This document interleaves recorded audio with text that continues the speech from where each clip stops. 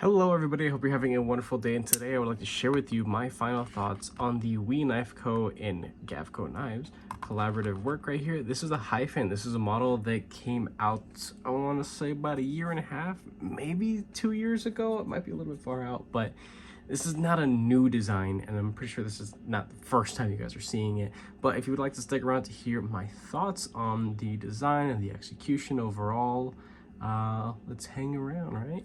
So I have 6 size comparison size knives to share with you guys the overall compact nature and help you guys get a good visual representation of what this guy is all about. I have a little scale here. We'll take the weight, and then we'll get into really everything else and my just general thoughts of the design. The execution coming from We, freaking excellent. I love We knives. I haven't had the opportunity to handle a lot of their newer stuff that people are going crazy over right now.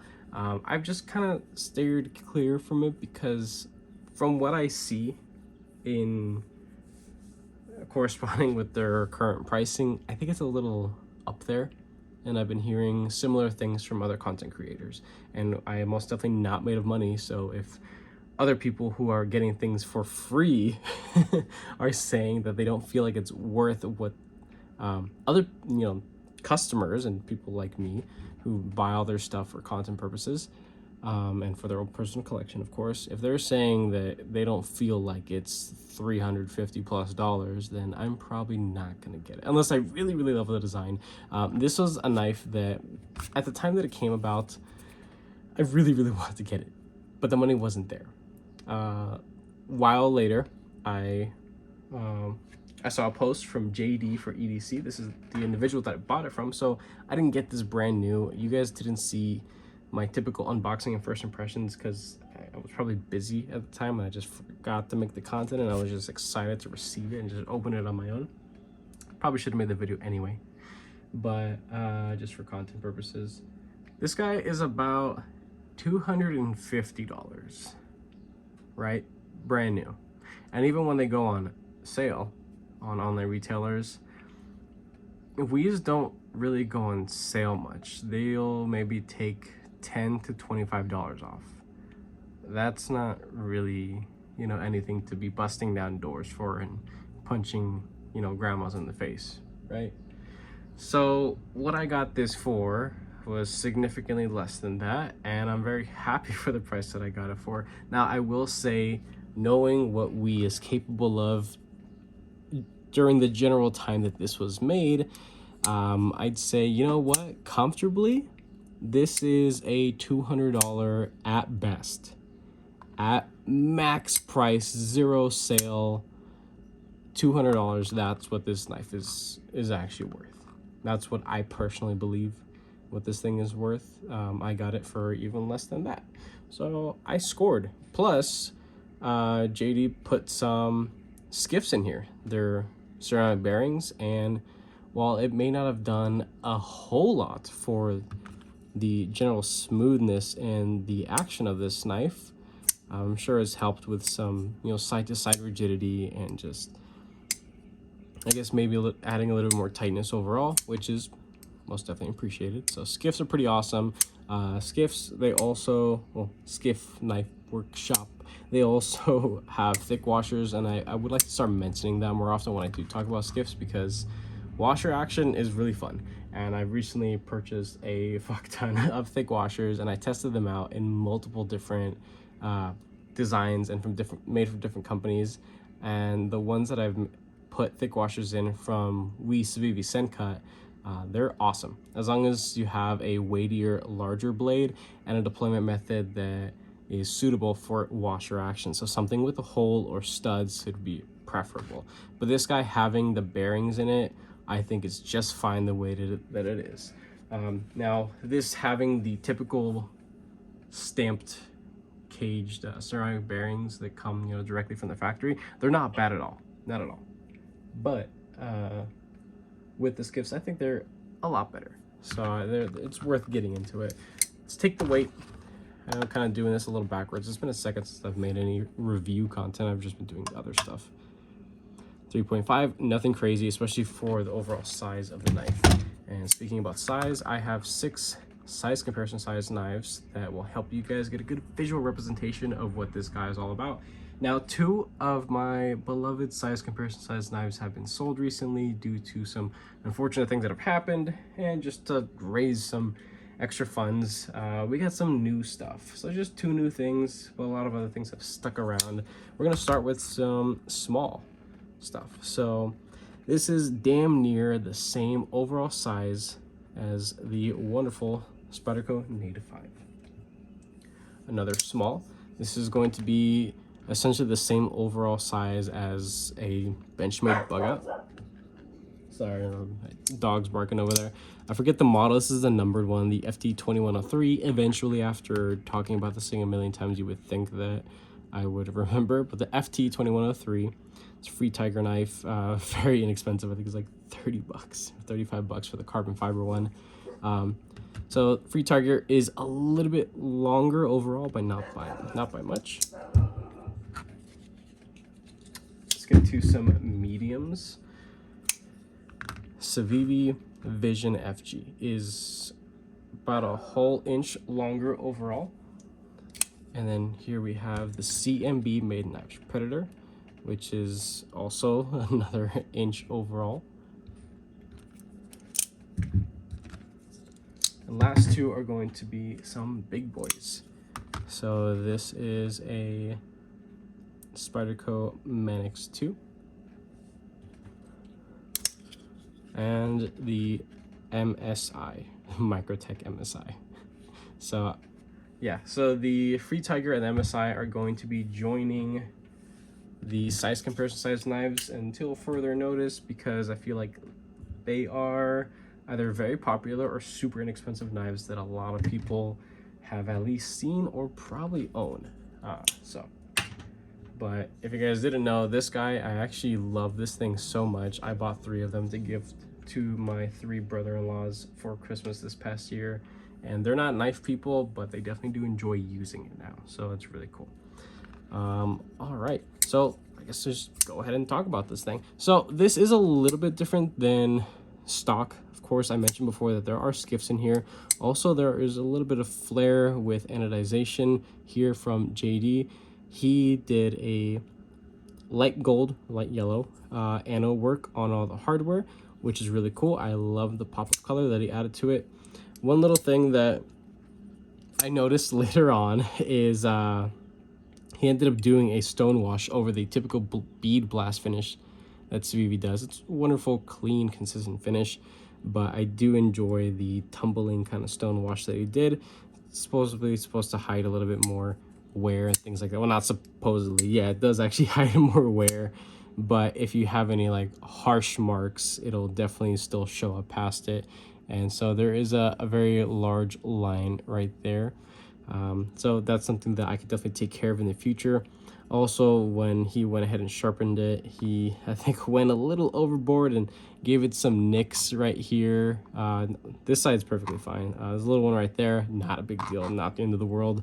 I also noticed that it might be a good idea, and maybe it's the sharpening system that he has. I don't know what he uses to sharpen off of, but I noticed that the studs were anodized after the fact of some actual sanding marks or some sharpening marks. So there's just some material that was removed from like right there. You can only see it in certain lights. It doesn't bug me. Like I said, I got this thing on the cheap. I really could care less. And on this side as well, there's a little bit of material removed, but nothing really crazy. It's not going to hinder the action. It's not going to make it any slipperier or anything like that. But that's really it. Besides that, I mean, the scales are in pretty good condition. There's a couple little marks that are showing past the tumbling that We Knife Co does, but everything else is pretty good. The clip is excellent. The design overall it's what you would expect from something, you know, shaped by Gavco and his typical design language.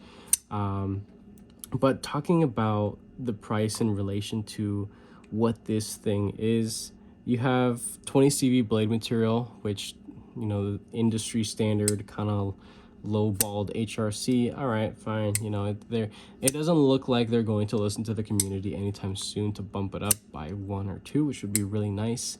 But with how it's implemented here, this is a very thin stock knife with a hollow. The actual hollow is about 2/3 of the overall height of the blade. This is definitely a slicer. This is a performance-oriented blade shape for sure, and it's very comfortable too.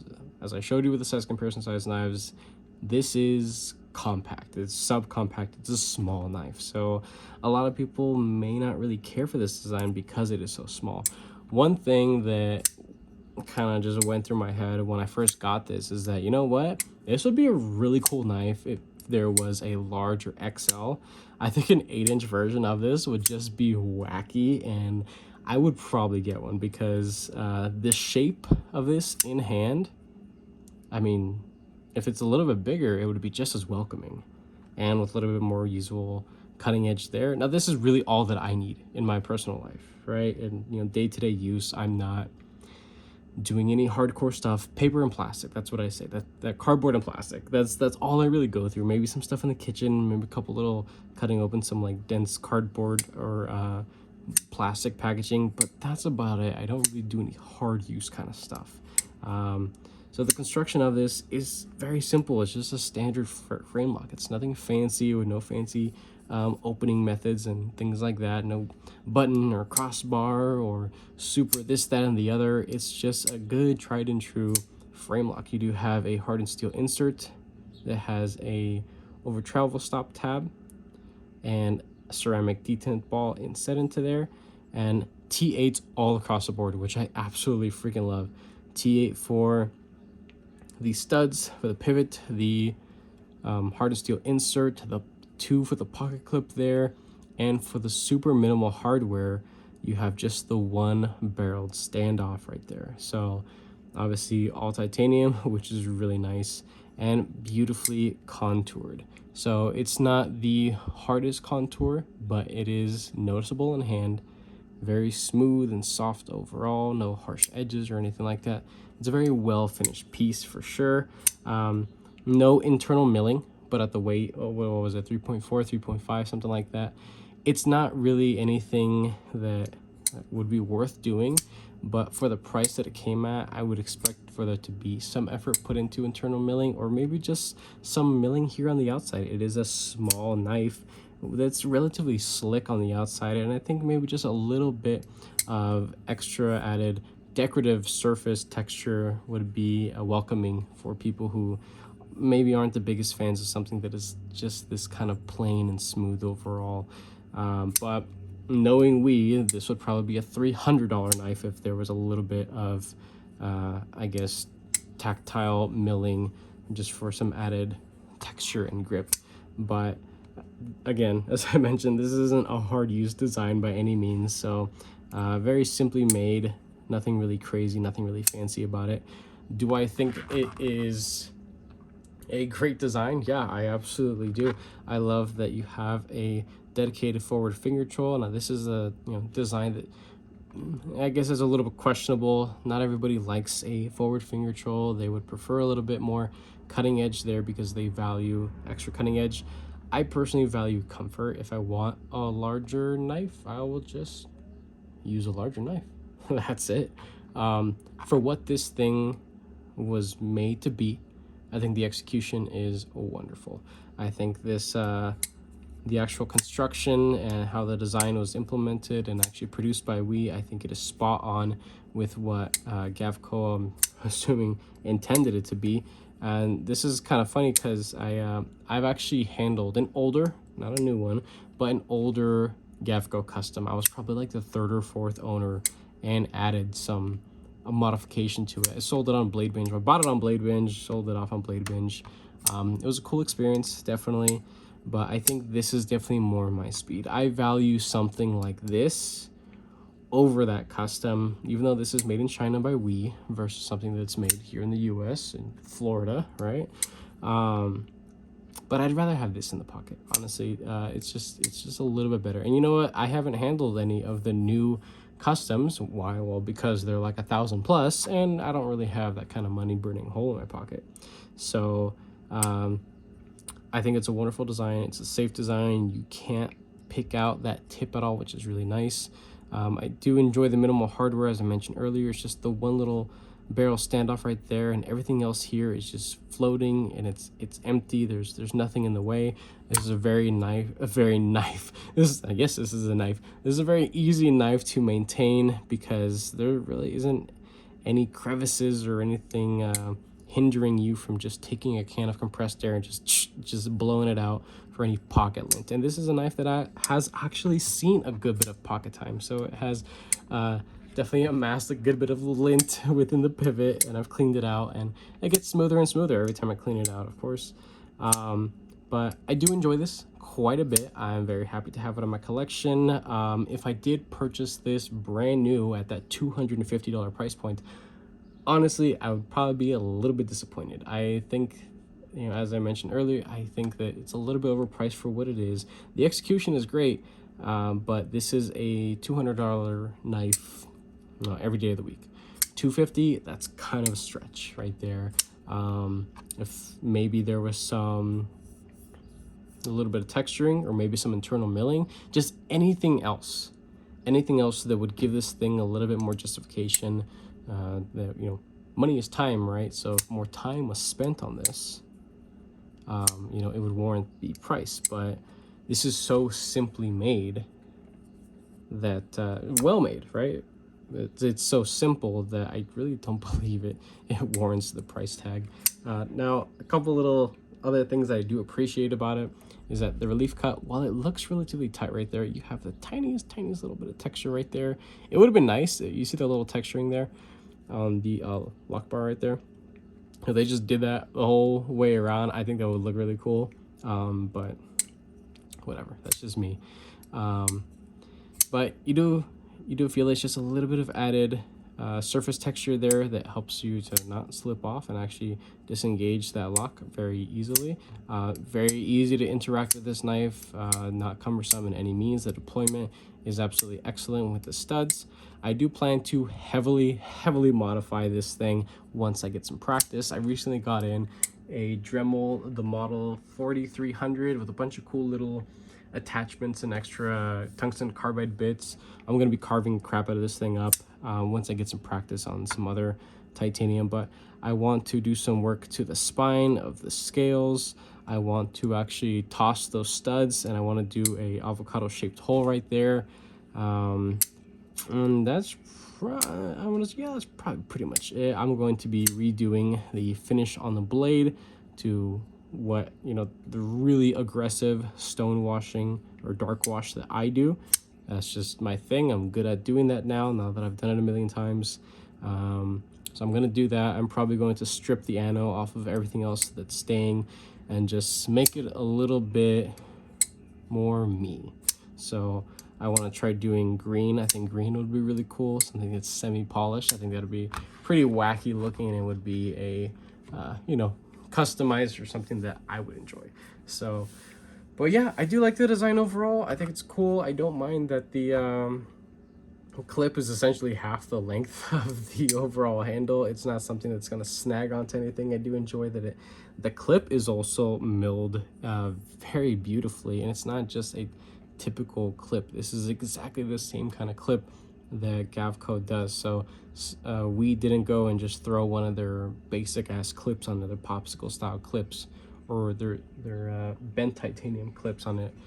This is actually very well machined in and out of the pocket. Freaking perfect. The lock bar tension cutouts right there, there are 3 of them. I don't mind that they're exposed because they don't interact with your pocket, so they're not gonna snag or hinder in and out at all. It would have been cool if it was inside just to keep it clean, because that's kind of the idea of this whole thing. It's supposed to be very simple, very clean. Would have been nice if those relief cuts were on the inside versus the outside, but that's being super nitpicky. Really, the only thing, like, this is basically a perfect freaking knife. The only thing that I could really nitpick is that price, and that's something that 99% of you guys are just not really going to give a shit about, because price is relative to anybody. So if you love the design enough and you want to buy one of these brand spanking new, they're $250. Buckle up, pay it, and I'm sure you'll be happy if you really like the overall shape of it. Now, for people who do own Gavco Customs, honestly, you're probably going to be pretty impressed with this guy as well. Because it's a nice little knife. So the actual tension for the frame itself, it's not super aggressive. It's not going to shred your thumbs by any mean. It's a light detent, but it's a light blade. Very easy to drop. It's not going to be super, drop shutty. It's a little shake shut kind of thing, but that's just kind of how it is at the moment. So I don't really see the action getting any better from what it is right now. But that's pretty much it. I do enjoy this knife. I'm very happy with my purchase. Do I recommend it? Yeah, I recommend it. If you're able to find one on Blade Binge or other secondary sale websites, just stick around and just wait for one to pop up, because people are always selling off stuff for whatever reason it is. Maybe they're saving up for Blade Show or other little things, or just to get new knives and to fund a new purchase or something like that. People are always getting rid of stuff. Really, in my collection, almost nothing is safe from being sold. So you'll probably find one that is floating around $200. If you could find one of these for about $200 or maybe under, grab it, because it's gonna be well worth it for sure. If you just don't really care and you're willing to spend the $250, go for it. I'm sure you'll be happy if you do enjoy the overall look of it. But again, it is small. I do hope that a larger version of this, or maybe newer collaborative works with Gavco, that will be coming in the future. I hope that more stuff is coming in the future from him, because I do like his design language. It's a little bit weird, but ergonomically, I mean, it's all there. I love it. I do hope that they start making larger stuff, and that's something you're not really going to hear from me, because I genuinely do love smaller and more compact knives over large ones, but I can appreciate a larger knife, especially something as comfortable as this. My dream would be if this was, a larger knife, because the execution from Wii and the ergonomics and the performance, it's all there. So that's pretty much it. I hope you guys enjoyed this video. If you did, go ahead and leave a like down below. If you are subscribed, thank you so much. I appreciate all your support and your patience, of course. If you are not subscribed, please consider subscribing, because I have plenty more videos and content coming you guys' way. And with that being said, I hope you have a wonderful, wonderful rest of your day.